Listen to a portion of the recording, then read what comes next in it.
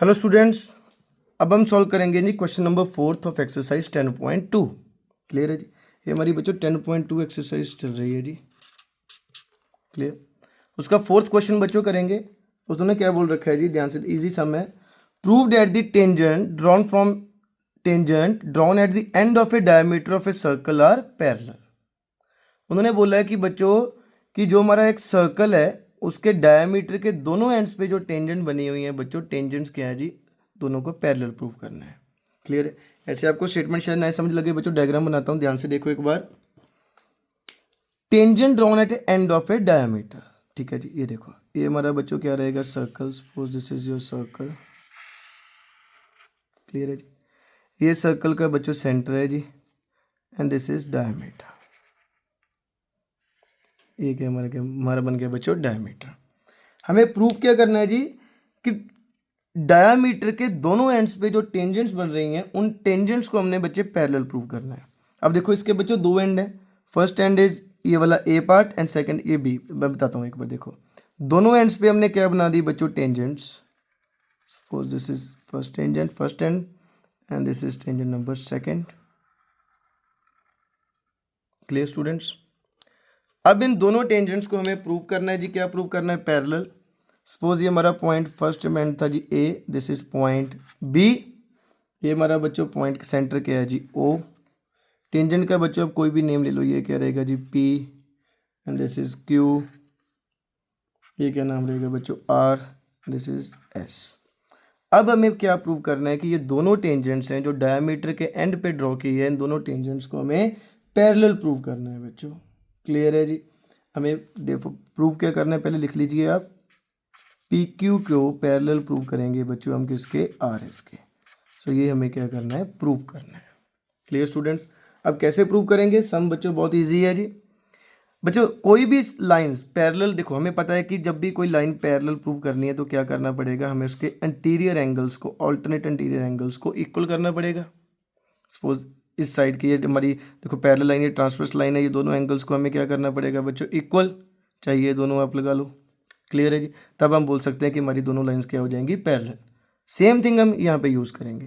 Clear है जी। वो कैसे होगा, सबसे पहले देखो बच्चों, यहाँ पे देखो हमारे दो रेडियस बन रहे हैं। एक क्या है जी, A O, and second radius is B O.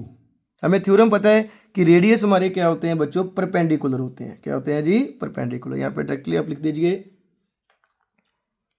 Radius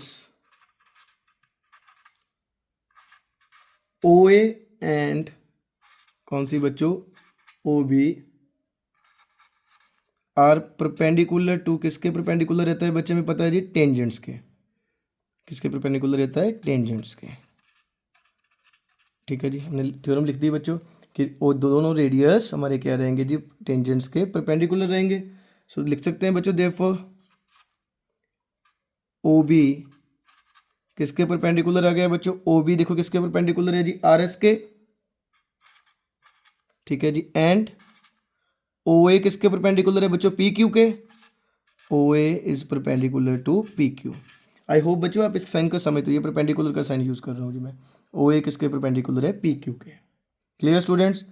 अब परपेंडिकुलर ये दोनों बच्चे हो गए, तो इसका मीन्स क्या है जी, हमारे ये वाले एंगल सभी कौन से आ गए बच्चों, 90 के। ये वाले एंगल्स बच्चों कितने के आ गए हमारे, 90 के। आप इसे नेम दे दीजिए, एंगल 1, इसको आप एंगल लिख दो बच्चों 2, angle 3, and this is angle 4। Clear है बच्चों। अब देखो ये चारों एंगल हमारे कितने के आ गए जी, 90 के। क्यों, क्योंकि बच्चों ये रेडियस हमने क्या लिख दिया कि ये वाली रेडियस, ये वाला रेडियस इस टेंजेंट के परपेंडिकुलर है, and this radius is perpendicular के टेंजेंट है जी। सो देयरफॉर क्या बनेगा बच्चों, angle 1 is equal to angle 2 is equal to angle 3। ये चारों एंगल बच्चे किसके हैं जी, 90 के इक्वल है। किसके इक्वल आ गए बच्चों, 90 के इक्वल आ गए। क्लियर है।